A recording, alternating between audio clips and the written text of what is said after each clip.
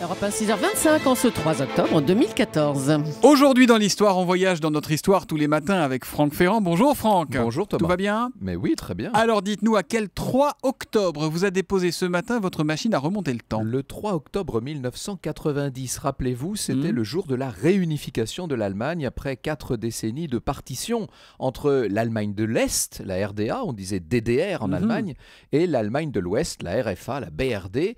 Mais cette date du 3 octobre, en fait, ce n'est évidemment que l'aboutissement, c'est l'officialisation de tout ce long processus qui a permis la réunification.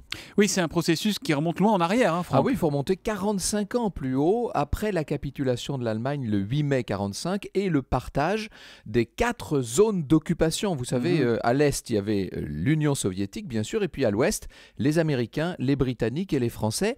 Ces 4 zones, très vite, ne vont plus en former que 2.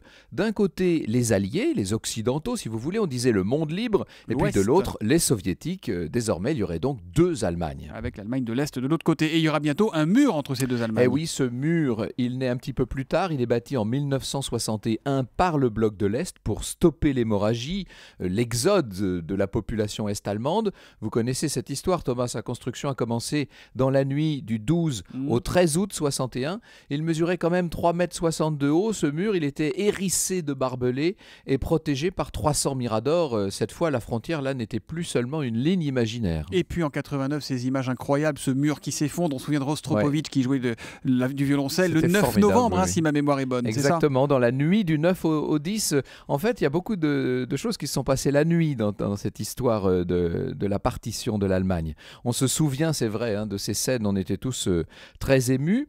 Et puis, presque un an plus tard, dans la nuit, encore une fois, du 22 au 23 août, le Volkskammer, c'est-à-dire le Parlement de la RDA, va voter cette réunification qui prend effet donc le 3 octobre 90, une date qui est devenue depuis la fête nationale en Allemagne. On appelle ça le jour de l'unité allemande. On peut dire, si vous voulez, qu'aujourd'hui en Allemagne, c'est un peu le 14 juillet. Et ça fait donc 24 ans aujourd'hui que l'Allemagne est réunifiée.